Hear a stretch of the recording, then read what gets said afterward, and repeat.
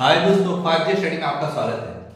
आज हम ट्रिगोमेट्री यानी त्रिकोणमिति स्टार्ट करने जा रहे हैं। त्रिकोणमिति में फर्स्ट में आता है फॉर्मूला। अगर इसको फॉर्मूला बढ़िया तरीका से याद कर लेंगे ना तो ये त्रिकोणमिति आसान होने लगेगा।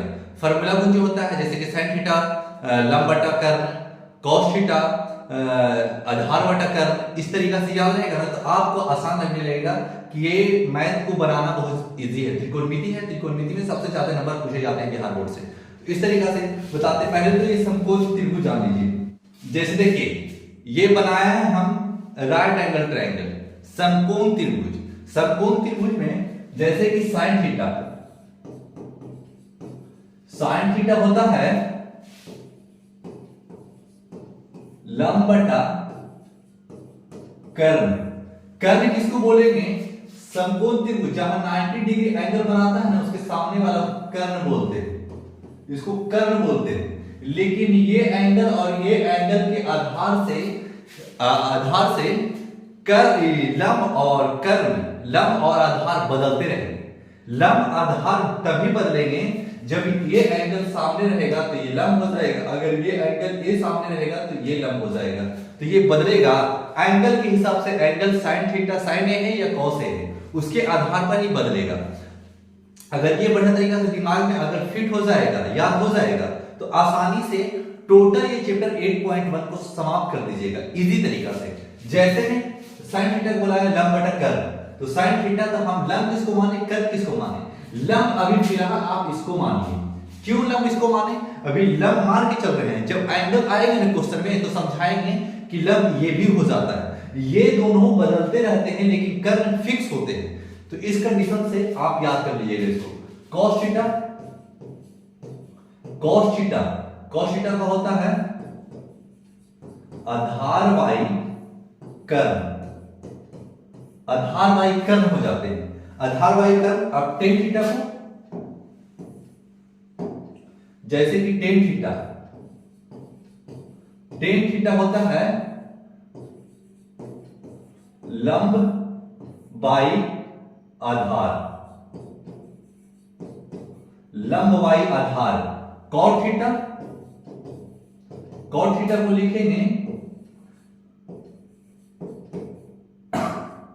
आधार बाई लंब, cot थीटा। sec थीटा कर्ण बाई आधार। और cosec थीटा को लिखेंगे कर्ण बाई लंब। आप इसको इस तरीका से लिखिएगा। तो इस तरीका से लिखेंगे तो क्या हमें ये याद रहेगा? तो ये क्वेश्चन बनाने में आसान होगा। यस, क्वेश्चन बनाने में आसान होगा। इसलिए आसान होगा ना कि यही फार्मूला पर ये टोटल क्वेश्चन है 8.1। अगर ये फार्मूला है आसान तो अब लेकिन इसको आधार और कर्ण ये सब नहीं लिखेंगे तो कुछ ही लिखेंगे P और B का काम ले लेंगे। P इसको बोलेंगे और H इसको बोलेंगे, यानी H ये हो जाएगा, P ये हो जाएगा, B ये हो जाएगा। यानी इस सब का फुल फॉर्म कुछ ही है। H मतलब हाइपोटेन्यूज, P मतलब परपेंडिकुलर, B मतलब बेस, इंग्लिश में हुआ। लेकिन आप इसको याद कीजिएगा और ऐसी पे बनाइएगा। तो P शॉर्टकट में हम लोग P लिखेंगे तो समझिएगा कि P का मतलब लंब होता है, H का मतलब कर्ण होता है और B का मतलब आधार होता है। बस इसमें शॉर्टकट में लिखेंगे, इतना लिखेंगे ना तो समय ज्यादा हो जाएगा क्वेश्चन बनाने में। इसलिए शॉर्ट लिख के हम कोशिश करेंगे बनाने का। आप इसको बढ़िया तरीका से कॉपी में अगर आप बैठे होंगे तो आप ऐसा मत सोचिए कि हम लोगड़े आसानी से हम मैथ बना करके और दिमाग में आसानी से याद कर ले। मैथ याद करने का चीज नहीं है, मैथ बशर्ते बनाने का चीज है। जितना बनाइएगा आपका मैथ अच्छा होता चला जाएगा। आप नहीं बनाइएगा, सो के देखिएगा, बस देखिए बस उसी वक्त खत्म हो जाएगा। तो पेन और कॉपी लेकर बैठिए और बढ़िया तरीका से डेडिकेटेड होकर आप मेहनत कीजिएगा तो ये ट्रिगोमेट्री आसान हो जाएगा। और बिहार बोर्ड में 16 से 20 क्वेश्चन 20 नंबर का इसी से आता है आपका। तो देखिए 20 नंबर भी मिल जाएगा और आसानी से बन भी जाएगा। तो चलिए स्टार्ट करते हैं। ये हो गया फार्मूला। अब चलते हैं फर्स्ट क्वेश्चन पे। फर्स्ट क्वेश्चन का बोलता है ना एक ट्रायंगल यानी त्रिभुज एबीसी में जिसका कोण बी समकोण है और एबी 24 सेंटीमीटर और बीसी 7 सेंटीमीटर, निम्नलिखित का मान ज्ञात कीजिए। यानी निम्नलिखित का मान ज्ञात कीजिए, इसका मान ज्ञात करना है। साइन ए और कॉस ए, देखिए ए आ रहा है, अब थीटा नहीं आ रहा, ए आ रहा है। अब उस क्वेश्चन के आधार पे आपको दिमाग में आराम से फिट करने की कोशिश करेंगे, दिमाग में ठोकने की कोशिश करेंगे कि आप आसानी से कैसे मैच बना रहे हैं। ए एंगल ए है तो लंब कोण होगा, अगर साइन ए है और साइन सी है तो लंब कोण होगा, उसमें डिफरेंट आपको अभी बनकर तैयार हो गया समकोण त्रिभुज, ये हो जाता है 90 डिग्री। यानी समकोण त्रिभुज में ये हमेशा याद रखिएगा कि समकोण त्रिभुज में एक एंगल 90 डिग्री का बनाता है। अब देखिएगा बी समकोण बोली से, जब बी समकोण बोली से तो इसको बी लेना पड़ेगा, ए इसको ले लीजिए और सी इसको ले लीजिए। अब इसको बनाइए, कैसे लिखिएगा, देखिए ए बी कितना डिग्री से, ए बी 24 और बी सी 7। अब इसको कैसे बनाएंगे, अब हमको पता है कि एक पाइथागोरस फार्मूला आता है। पाइथागोरस फार्मूला क्या चीज होता है, कर्ण का स्क्वायर इक्वल टू आधार का स्क्वायर प्लस लंब का स्क्वायर, लंब का स्क्वायर। अब लंब का स्क्वायर हो गया, अब कर्ण का जब स्क्वायर हटता है तो रूट चढ़ता है, तो देखिए अब कौन सी करेंगे, कर्ण इक्वल टू जब स्क्वायर हटा रहे हैं तो रूट चढ़ रहा है, तो लिखेंगे आधार का स्क्वायर प्लस लंब का स्क्वायर। आप इस तरीका से लिख लीजिएगा। तो आप तो बोलिएगा कि सर तो हमको ऐसे ही लिखाए हैं, ठीक है लिखाए हैं, लेकिन आपको ये भी बता दे रहे हैं कि स्क्वायर हटता है तो रूट चढ़ता है। अब रूट हटेगा ना तो स्क्वायर चढ़ जाएगा, इस पे आप ध्यान रखें। तो अब देखिए कर्व हमारा क्या है, कर्व मुझे नहीं पता, तो लिखेंगे कर्व इक्वल टू आधार हमारा क्या है, जब एंगल ये है तो आधार हमारा ये हो जाएगा, अगर तो ये 7 का स्क्वायर प्लस लंब कितना है, लंब 24 है तो 24 का स्क्वायर। अब कौन सी करेंगे, 49 प्लस 24 का स्क्वायर 576। अब दोनों को ऐड करेंगे तो 625 आ जाएगा, 625 आ जाएगा तो कर्ण, लेकिन रूट छोड़िएगा मत, तो रूट साथ में लेके चलिएगा, कर्ण। अब देखिए इसका रूट हो जाता है 25, यानी कर्ण हमारा निकल कर आ गया है 25, ये साइड 25 आ गया है। तो अब कुछ निकालना है हमको, साइन ए और कॉस ए निकालना है। तो क्वेश्चन नंबर फर्स्ट का फर्स्ट कौन सी है, साइन ए। तो साइन ए के हिसाब से कैसे चलेंगे, साइन ए ऊपर वाला एंगल ये बना रहा है, जब एंगल ये बनाएगा ना तो लंब ये हो जाएगा। ये याद रखिएगा कि जहां एंगल बनाता है उसके सामने वाला लंब, सिर्फ एक को याद कराना है, बस एक को याद कीजिएगा सब बन जाएगा धड़ाधड़। जैसे में साइन ए तो लंब ये हो गया तो 7, तो लिखेंगे पहले लंब बाई कर्व। जब लंब बाई कर्व लिखें तो लंब कितना है 7 और कर्व हमारा 25 आ गया। फिर बोल रहा है कॉस ए। कॉस का कौन सी होता है, आधार बटा कर्व, आधार बाई कर्व। जब आधार बाई कर्व, और आधार हमारा कौन सी है, जब एंगल ये है तो लंब ये है तो आधार ये हो जाएगा, यानी 24 बाई 25। ये आपका राइट आंसर है। अब इसी में अगला क्वेश्चन सेकंड का सी एंगल से बनाना है। तो सी एंगल से बनाना है ना, तो याद रखिएगा कि इसी को सी से बना देना है, ये ना कि कुछ अलग करना है। हमको पता है कि ए बी 24 था और बी सी 7 था और ए सी हमारा 25 आ चुका था। तो अब चलते हैं आगे पेज, आगे में साइन सी का चीज हो जाएगा। पहले तो ट्रायंगल बना लेते हैं, ABC AB हमारा 24 था और ये 25 आ चुका था और ये 7 था, ये 7 था। तो इसी तरीका से साइन सी का बोलेगा, जब साइन सी बोलेगा ना तो एंगल ये हो जाता है, जब एंगल ये हो जाएगा तो साइन सी कितना आएगा, परपेंडिकुलर, तो साइन सी परपेंडिकुलर यानी लंब बटा कर्व,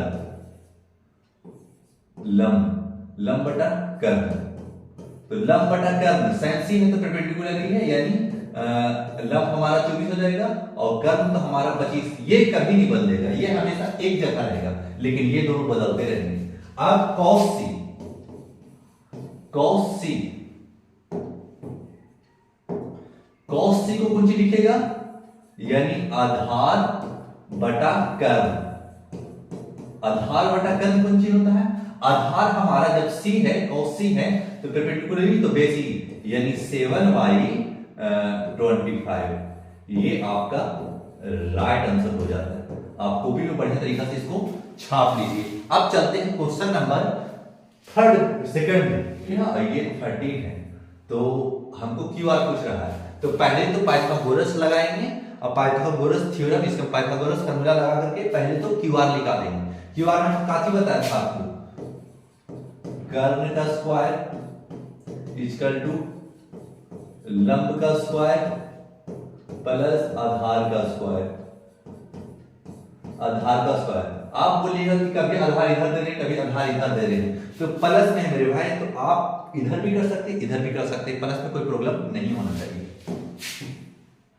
आप कुछ कीजिएगा, अब स्क्वायर हटा रहे हैं तो रूट चढ़ा दे, 12 मान लिया, और प्लस आधार मुझे नहीं पता, आधार नहीं पता, कर्ण पता है, हाँ कर्ण पता है 30 रूट में, तो ये हो जाता है 144 प्लस आधार का स्क्वायर। आधार का स्क्वायर, जब स्क्वायर हटाएंगे तो रूट चढ़ा देंगे, बताया है हम आपको, तो इस पे स्क्वायर चढ़ा दीजिएगा, 144 प्लस आधार का स्क्वायर। आधार का स्क्वायर तो ये होता है 169। अब इसको माइनस में इधर लाइएगा, प्लस में है तो इधर आएगा तो माइनस में हो जाएगा आधार। अब इसको घटाइएगा तो 25। इसका मतलब है कि आधार हमारा कितना निकल के आ गया? आधार हमारा आधार का स्क्वायर लेकर चलिएगा, आधार का स्क्वायर जब छूट जाएगा ना तो मैथ नहीं बनेगा, स्क्वायर हटाएंगे तो रूट चढ़ा देंगे। जब रूट चढ़ाइएगा तो 25 इक्वल टू आधार का स्क्वायर। आधार स्क्वायर हटा दिया तो रूट चढ़ा दिया तो 5। इसका मतलब है कि आधार हमारा 5 आ चुका है। जब आधार 5 आ चुका है, अब इसको सोल्व कर लिया है, अब इसको आगे चलते हैं, आगे बनाएंगे कि आधार जब निकाला है तो tan p minus cot r का मान निकालना है, तो tan p और cot r, इसका मतलब है qr हमारा ये 5 आ चुका है। अब इसमें बनाएंगे, अगले पेज में जाते हैं, और अगले पेज पे यानी ये 5 आ चुका है, ये 5 आ चुका है, tan p और माइनस cot r। तो आपको ट्रायंगल बताए थे कि ये राइट एंगल ट्रायंगल है, और ये p है, ये q है, ये r है, ये 13 है, ये 12 है, और ये 5 आ चुका है, और ये राइट एंगल ट्रायंगल है। तो इसका मतलब है कि राइट एंगल ट्रायंगल है तो हमको 5 आ गया है, तो tan p, और tan p है तो परपेंडिकुलर हमारा ये हो जाएगा, यानी इसको लिखेंगे लंब बटा आधार, लंब बटा आधार माइनस आधार बाई लंब। इसमें चेंज हो जाता है, हाँ tan का रिवर्स cot हो जाता है, रिवर्स कर दिएगा, उल्टा कर दिएगा, रेसिप्रोकल जिसको बोलते हैं। तो लंब हमारा कितना आ चुका है? जब tan p लेते हैं तो परपेंडिकुलर ये हो जाता है, तो लंब हमारा 5 हो गया, और हमारा आधार हमारा 12 हो गया। जब आधार 12 हो गया, फिर माइनस है, अब r है, एंगल r है तो परपेंडिकुलर ये है, तो आधार हमारा 5 होगा। तो बोले कि दोनों तरफ से आप 5 कैसे ले रहे हैं? आधार वहां दूसरा है, आधार यहाँ नीचे है, तो आप आधार को कभी 12 बोल रहे हैं तो कभी 5 बोल रहे हैं। एंगल के हिसाब से जो ये एंगल बना है ना, तो इसके सामने वाला परपेंडिकुलर बताया है। पहले से बढ़ने से समझिएगा, पहले से शुरू से बढ़ने से डेडिकेटेड होकर देखिएगा, ताकि हमको समझ में आ सके, और वही प्रॉब्लम को सोल्व कर लीजिएगा, तब आगे बढ़ेगा ना तो आपको मैथ आसान होने लगेगा और ट्रिग्नोमेट्री आसानी से बन जाएगा। ये 12 हो जाएगा। जब हम एलसीएम लेंगे 12, तो 5 माइनस 5 इक्वल टू 0/12, हमारा आंसर 0। यही हमारा राइट आंसर। क्वेश्चन नंबर 3 में क्या है? 3 में है 3 बोल रहा ना, sin a equal to 3/4। sin a 3/4 बोल रहा है, और क्या बोल रहा है? cos है और tan a का मान परिकलित कीजिए। इसका मतलब है कि cos a और tan a का मान बताना है। cos a और tan का मान कैसे बता सकते हैं? तो आपको बताया है हम कि आप तो पहले एक राइट एंगल ट्रायंगल बनाने की कोशिश करेंगे। तो पहले राइट एंगल ट्रायंगल बना दिए। चलिए आप ए ले लीजिए, बी ले लीजिए और सी ले लीजिए, और जब समकोण त्रिभुज होते हैं तो एक एंगल 90 डिग्री एंगल बनाता है। अब देखिए, अब हमको पता है कि ये होता है लंब बटा कर्ण। इसका मतलब है कि लंब बटा कर्ण दिए हुआ, लंब बटा कर्ण जब लंब बटा कर्ण दिए रहे तो आप कर्ण इसको मानिएगा कर्ण। तो कर्ण में जो होगा कर्ण इसको बोलते हैं। तो कर्ण कितना है? कर्ण 4 दिए हुआ है। लंब किसको बोले? तो एंगल कौन है? एंगल ये है, तो लंब इसको बोलेंगे, लंब इसको बोलेंगे। लंब कितना है? 3 है। अब हमको कुछ निकालना है, इसका मतलब है हमको आधार निकालना है। तो आधार वाट है, तो लिखेंगे एक ही फॉर्मूला याद रखिएगा, कर्ण स्क्वायर इक्वल टू लंब स्क्वायर प्लस आधार स्क्वायर। स्क्वायर हटाएंगे रूट चढ़ा देंगे, बस यही एक फॉर्मूला याद रखिएगा। अगर आप थोड़ा सा मैथ में कमजोर हैं तो, लेकिन आपको मैथ हल्का फुल्का आता भी है ना, तो आप जैसे तोड़ मरोड़ के इसका आंसर ला सकते हैं। तो कौन सी लिखेंगे? कर्ण, कर्ण इक्वल टू रूट अंडर लंब का स्क्वायर प्लस आधार का स्क्वायर, आधार का स्क्वायर। तो कर्ण कौन सी हो रहा है? इसका मतलब है कि लंब हमारा कौन सी? कर्ण हमारा 4 दे चुका है। लंब हमारा क्या है? लंब हमारा 3 का स्क्वायर इक्वल टू आधार का स्क्वायर, आधार का स्क्वायर। जब स्क्वायर हटाएंगे तो रूट चढ़ा देंगे, तो ये हो जाएगा 9, ये हो जाएगा आधार का स्क्वायर। अब ये हो जाएगा 4 4 16 इक्वल टू 9 प्लस आधार का स्क्वायर, आधार का स्क्वायर। जब ये पॉजिटिव में है यानी प्लस में है और इधर आएगा तो माइनस में होगा, तो 16 माइनस 9 इक्वल टू आधार। अब ये आधार का स्क्वायर, स्क्वायर लेके चलेंगे, स्क्वायर हटेगा तो दुर्घटना घटेगा, तो दुर्घटना नहीं घटाना है, स्क्वायर को देखते चलना है। हमसे भी मिस्टेक हो सकता है। इक्वल टू 7, जब स्क्वायर हटा रहे हैं तो रूट चढ़ा रहे हैं। देखिए स्क्वायर हटाया, रूट चढ़ गया। अब काची करेंगे? अब पूछ रहा है ना कि cos a और tan a का मान परिकलित कीजिए। तो अब इसको अगला पेज में, इसको बढ़िया तरीका से आप उतार लीजिएगा, उसके बाद में अगला पेज में पूछ सकते हैं। तो हमको कुछ देना है cos a, cos a, और cos a को हम कुछ बोला है, cos a को, cos a है तो cos a मतलब ये, तो लंब हमारा कितना है? लंब हमारा 3 है, और कर्ण हमारा 4 है। तो कर्ण हमारा 4 है, तो लिखेंगे cos a इक्वल टू, लिखेंगे cos a को क्या होता है? आधार बाई कर्ण। तो आधार हमारा क्या था? आधार हमारा √7 आया था, आधार हमारा √7 और कर्ण हमारा 4, यही आंसर है। और फिर बोली से tan a का लिखिएगा, tan a इक्वल टू लंब बटा आधार। जब लंब बटा आधार लिख दिए हैं तो इसका मतलब है लंब हमारा क्या था? लंब हमारा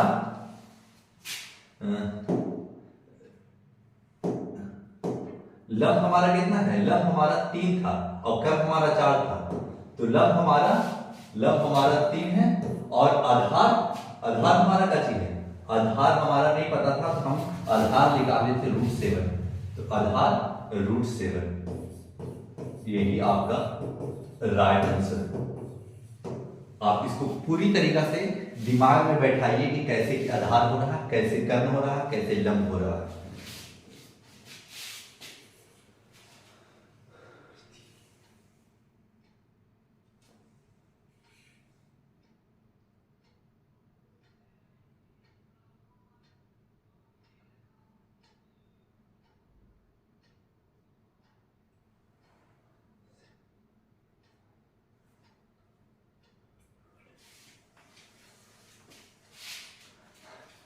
अब चलते हैं क्वेश्चन नंबर 4 में।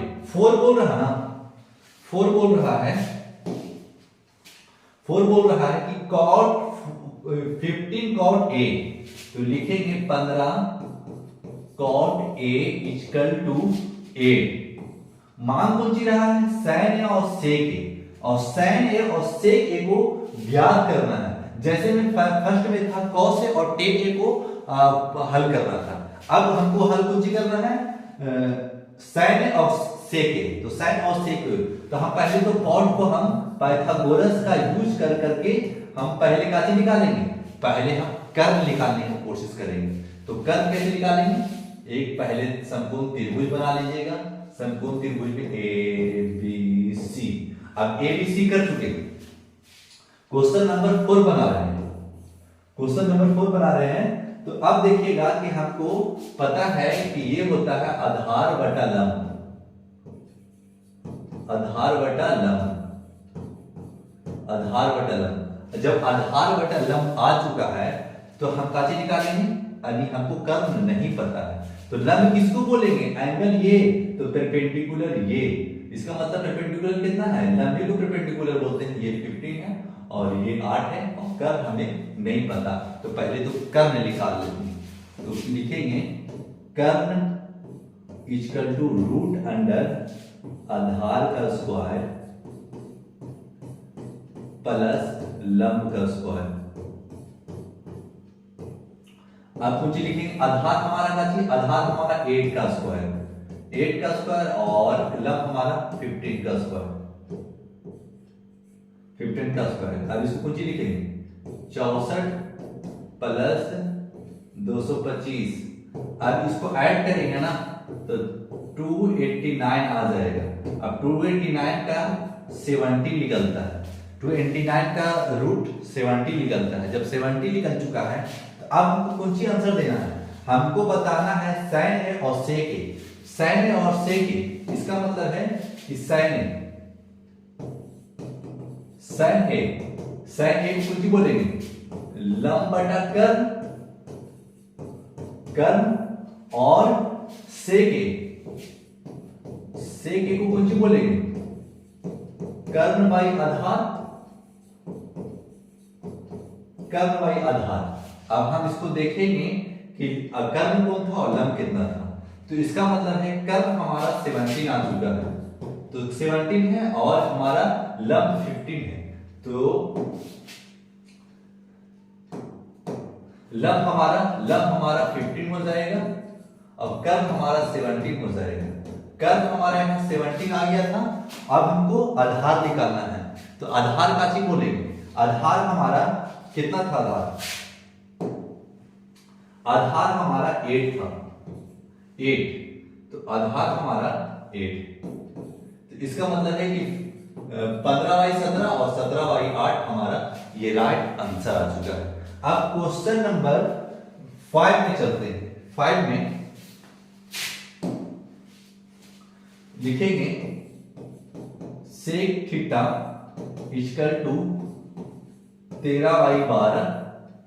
अब अन्य त्रिकोणमितीय अनुपात परिकलित कीजिए। इसका मतलब है कि सेक का दे चुका है, सेक का दे चुका है, और सभी त्रिकोणमितीय अनुपात, यानी सेक दे चुका है तो काजी निकालना पड़ेगा, साइन निकालना पड़ेगा, कॉस निकालना पड़ेगा, टेन निकालना पड़ेगा, कॉट निकालना पड़ेगा, और कॉसेक निकालना पड़ेगा। लेकिन सेक तो दे ही हुआ, सेक नहीं निकालना पड़ेगा, यानी 5 रेशियो और हमें निकालना पड़ेगा। तो 5 रेशियो निकालने के लिए क्या करेंगे, 5 रेशियो निकालने के लिए पहले तो राइट एंगल ट्रायंगल बनाएंगे। राइट एंगल ट्रायंगल कौन सी लिखिएगा, ए बी सी। जनरल कोई चीज भी आप जब तक आपको पी क्यू आर ना बोले आप ए बी सी लेके चल सकते हैं। राइट एंगल ट्रायंगल इसका मतलब है समकोण त्रिभुज आप बना सकते हैं, समकोण त्रिभुज आप बना दिए। अब यहां तक अब काची करेंगे हम, अब करेंगे इसको कौन सी लिखेंगे, इसको लिखेंगे कर्ण बाई आधार, कर्ण बाई आधार। तो कर्ण किसको बोलेंगे, आधार किसको बोलेंगे, कर्ण तो मुझे नहीं, कर्म तो बदलता ही नहीं। एकदम दिमाग में ठोक ठेठा के बैठा लेंगे कि कर्म नहीं बदलता, तो बदलता कौन है? लम और आधार खाली बदलते रहते, कर्म एक जगह फिक्स रहता है। अब देखिए, अब हमारा आधार 12 आ चुका है। जब आधार 12 आ चुका है तो अब हमको कुछ सोल्व करना है, बीसी सोल्व करना है। जब बीसी सोल्व करना है तो लिखेंगे कर्ण का स्क्वायर, कर्ण का स्क्वायर लंब का स्क्वायर प्लस आधार का स्क्वायर, आधार का स्क्वायर। अब कुछ करेंगे, कर्ण से जब रूट हटाएंगे तो स्क्वायर हटाएंगे तो रूट चढ़ जाएगी। और रूट लंब कितना है? लंब हमारा 12 है और आधार हमें नहीं पता, लेकिन इसको स्क्वायर दे के चलना है। कर्ण हमारा 13 है तो 13 रख देंगे और ये हो जाएगा रूट अंडर 144 प्लस आधार का स्क्वायर। अब स्क्वायर हटाएंगे तो रूट चढ़ा देंगे, 13 का स्क्वायर, रूट हट रहा है तो स्क्वायर चढ़ेगा। आप याद रखिएगा इसको।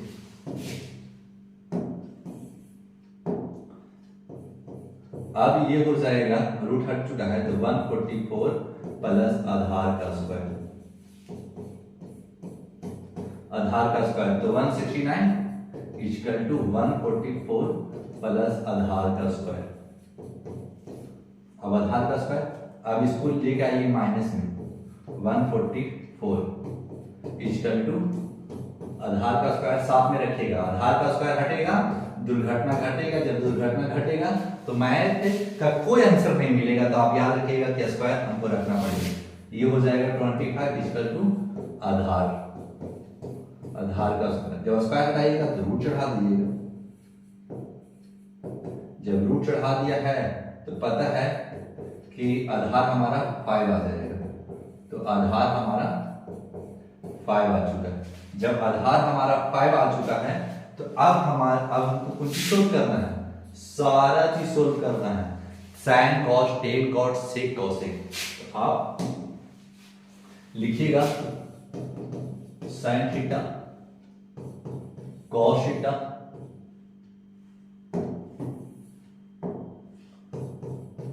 Cos theta tan theta cot theta cosec theta. काहे कि सेक तो मुझे पता ही था, अब पता है कि अब सारा का फॉर्मूला पहले लिख लेंगे। लंब बटा कर्व, आधार बटा कर्व, लंबाई आधार,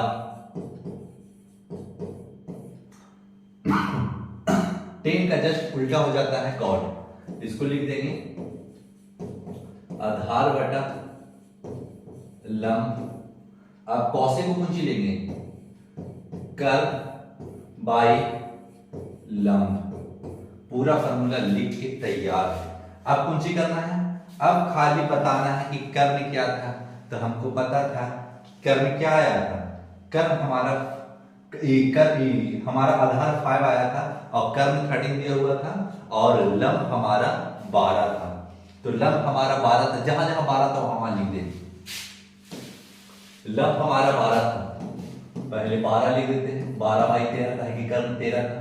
अब आधार हमारा क्या था, आधार हमारा 5 आ चुका था। अब कर्व हमारा 13 है, 13 नहीं बदलेगा। और लंब कितना था, तो लंब हमारा कितना है 12 और आधार हमारा कितना है, आधार हमारा 5। अब इसका जस्ट उल्टा है तो 5/12। अब इसका कर्व तो 13 है, लंब कितना है, लंब हमारा 12। देखिए एक बार में टोटल का आंसर दे दिया, कितना आसानी से बन गया ये क्वेश्चन। तो इसी तरीका से आपको भी बनाना है, आपको भी इसी तरीका से आंसर देना है और आपको घर में बताना है कि हाँ अब हम डेडिकेटेड से पढ़ाई पढ़ रहे हैं। आप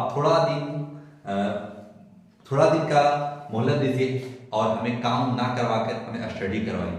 अगर आप थोड़ा सा घर का काम में हाथ बटा लेते हैं तो इसमें कोई फर्क नहीं है, लेकिन हाँ रात में दिन करके आप मेहनत कीजिए ताकि आपके माँ बाप का सपना साकार हो सके कि मेरा बेटा 10th में बहुत अच्छा नंबर लेकर आए, ताकि माँ बाप का गर्व से सीना चौड़ा हो जाए कि हाँ, ताकि हमारा बच्चा मेहनत किया और 10th बोर्ड में इतना नंबर ला करके अव्वल पोजीशन हासिल करी। चलिए अब क्वेश्चन नंबर 6 बोल रहा ना, cos A और cos B इक्वल दिखाइए कि, यानी इसको प्रूव करके दिखाना है कि angle A equal to angle B है। तो चलिए प्रूव करके दिखा। Question number 6, cos A equal to cos B। अब आपको पता है कि cos A और cos B क्या लिख सकते हैं? आप लिख सकते हैं cos A को क्या लिख सकते हैं, जब एंगल A है तो परपेंडिकुलर ये है, तो परपेंडिकुलर ये है तो आप क्या लिखिएगा, लंब, यानी लंब ये हो चुका है तो आधार ये हो जाएगा। जब आधार ये हो जाएगा तो कर्म तो नहीं बदलते, तो कर्म एज इट इज इसी तरीका से रहेंगे। तो लंब बटा आधार, लंब बटा कर्म, तो लंब बटा कर्म इक्वल टू, अब इसको कैसे लिखेंगे, इसको भी लिखेंगे लंब, सॉरी इसका मतलब कॉस का होता है, कॉस का फॉर्मूला आधार बाई कर्म होता है, आधार बाई कर्म, और ये भी होगा आधार बाई कर्म, आधार बाई कर्म। लेकिन अब एंगल के हिसाब से अब बदलेगा। अब एंगल के हिसाब से कैसे बदलेगा, देखिए आधार हमारा कौन सी है, एंगल ये तो परपेंडिकुलर ये, तो परपेंडिकुलर ये तो बेस ये, बेस कितना है AC, इसको AC लिख दीजिएगा और कर्व AB रहेगा। अब आधार, अब एंगल भी, तो एंगल भी तो लंब ये तो आधार ये, तो आधार हमारा BC, और जब BC बोलेंगे आप लंब ये है तो आधार कैसे बोल रहे हैं, लंब ये तो आधार आपको बोला, फिर कैसे रह सकता है, एंगल भी लंब, सिर्फ लंब याद रखें कि एंगल B के सामने वाला लंब हो जाएगा, जब ये है तो लंब ये है, तो आधार लिखे हुए हैं, तो आधार आप आधार पहले लिख चुके हैं, पहले हम बोल चुका था ना, तभी हम लिख चुके थे, इस कंडीशन से वो ये सब आप बदल लीजिएगा, लेकिन उसको मत बदलिएगा बस। अब BC और कर्व हमारा तो AC AB रह करेगा, अब ये भी से AB कट चुका है, तो AC इक्वल टू BC, अब C से C दोनों कट गए तो angle A equal to angle B।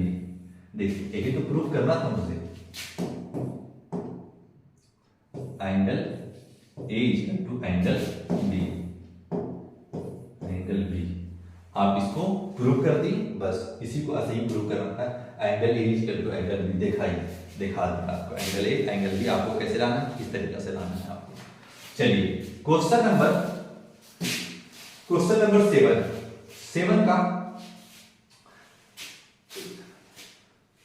चलिए क्वेश्चन नंबर 7 कल बनाएंगे।